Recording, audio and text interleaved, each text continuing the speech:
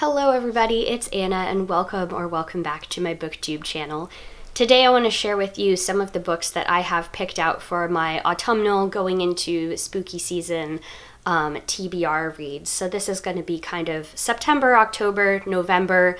This is really the only time of year that I tend to do a very vibes-based reading list, and this TBR is really more of what I've heard some people call a pile of possibilities recently. So I don't necessarily have any firm goals that I need to get all these books read or a certain number of them read in a certain amount of time. These are just books that are going to be kind of atmospheric for the autumn season, either because they are about just seasonal holidays or they're kind of the mood that I'm trying to cultivate for the season.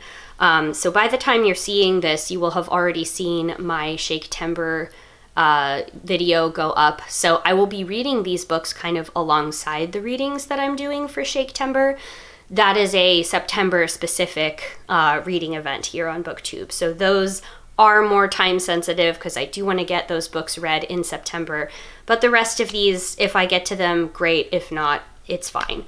So we'll go ahead and start with a book that I actually have already started reading because it just came out, yesterday at the time I'm recording this. And I picked it up when I was at my local bookshop for book club, and that is Catabasis by R.F. Kuang. It seems like there is some debate over the pronunciation of this title. That's kind of just how I've chosen to pronounce it. But this is a story that's kind of a academia satire critique that has magic in it. So there are these two students who are PhDs studying applied magic or analytical magic at Cambridge University. Their names are Alice and Peter, and Alice winds up accidentally sending her professor, who is her PhD advisor, to hell, like you do, and realizes that without him, she's not going to be able to defend her dissertation or get letters of recommendation for any of the jobs she wants. So she has to go to hell to get him out, and she's joined kind of against her wishes by Peter, who is another graduate student. I'm not that far into this, but I gather that they have some sort of past history with each other, and there's a lot of tension. But as usual, I mean, it's got so much of R.F. Kuang's literary erudition all over this. And as somebody that spent a lot of time in academia and then wound up leaving it because of a lot of the issues that she brings up in this book, I am enjoying it. Also, this is maybe the only time I've ever purchased a book and I actually really loved the sprayed edges. This has a little painting, kind of the people falling into hell. There's fire, what looks like an ocean, and then the Jean-Paul Sartre quote, "Hell is other people," which I think I know where that's going, judging from the setup of this book so far, but I'm not going to say anything until I get a little bit farther in it and we find out if I'm okay. Or if I'm correct. If I'm okay, I'm okay. I'm recovering from a cold, so I sound a little bit froggy. Turns out kicking a cold takes you a lot longer and a lot more energy when you're also pregnant. So haven't been getting a lot of booktube done. This is my first time actually sitting down to film booktube stuff in a few weeks, honestly. Okay, so let's see. Next, we're going to choose a couple books, or choose from a couple books, I guess, that I have had on my shelves. And these are just going to be in no particular order. So last fall, I revisited the Bunnicula series by James Howe. This is a series for elementary aged kids that kind of spoofs Dracula and other sort of classic horror stories, but it is about a small rabbit named Bunnicula that is a vampire, only instead of drinking blood, he drains the juice out of vegetables.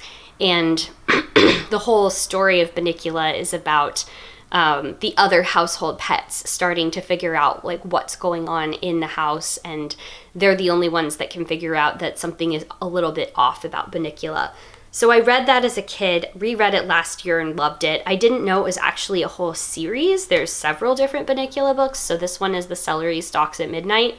And when I had purchased the previous one, it came packaged with 3 other Bunnicula books. I think it was I don't know, $8 for 4 books or something like that. So didn't get to these last year, but I think these will be fun reads that'll be very nostalgic. This is a book that I had gotten from Paper Portal Used Books. This is Harvest Home by Thomas Tryon. I picked this up because this is kind of a rural community horror, folk horror type thing.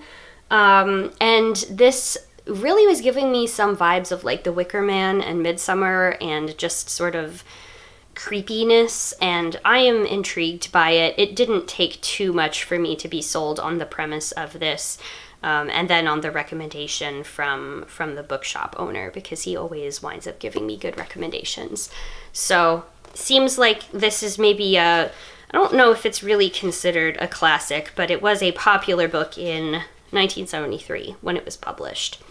So there we go. Next up, we have Grievers by Adrienne Marie Brown. This is the first book in what I believe is a trilogy. I know it's some kind of series. I have never read any fiction by Adrienne Marie Brown before, but I have read nonfiction by her. So I'll just read you the blurb because this kind of explains a lot about what this is. Dune's mother is patient 0 of a mysterious illness that stops people in their tracks, in mid-sentence, mid-action, mid-life, casting them into a non-responsive state from which no one recovers. Dune must navigate poverty and the loss of her mother as Detroit's hospitals, morgues, and graveyards begin to overflow. As the quarantined city slowly empties of life, she investigates what caused the plague and what might end it, following in the footsteps of her late researcher father, who has a physical model of Detroit's history and losses set up in their basement. She dusts it off and begins tracking the sick and dying, discovering patterns, finding comrades in curiosity, conspiracies for the fertile ground of the city, and the unexpected magic that emerges when the debt of grief is cleared. So this is published by AK Press as part of their Black Dawn series, which is kind of a sci-fi fantasy speculative series, I guess, that they have. This looks like a really interesting book. I think, it was written in 2021, so it's written right around the sort of height of the severity of the pandemic, and it sounds very scary, and I feel like now is the time to read it. Okay, next is from an author that I love and I tend to reread this time of year, but I did not realize she had a new book out until relatively recently.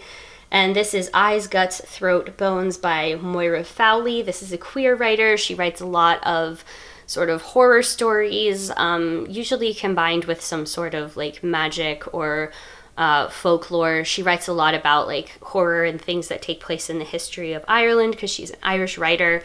And we have this as a short story collection. So this appears to be her, it's a debut collection, actually. And I believe this is also her adult debut. This came out in 2023, and I am incredibly excited to read this. Next, we have a book that I have had on my spooky season TBR for forever and still haven't read it, and that is We've Always Lived in the Castle by Shirley Jackson. I know this is kind of a creepy horror classic that's about these 2 eccentric sisters living off in a weird, place called the castle. I don't think it's an actual castle. I think it's just their home. But I do love Shirley Jackson, and I have not read any of her longer works, just her short stories. So hopefully this is the year that I actually get to reading this. So those were books that I already had on my shelves. The next 3 books are books that I purchased new recently.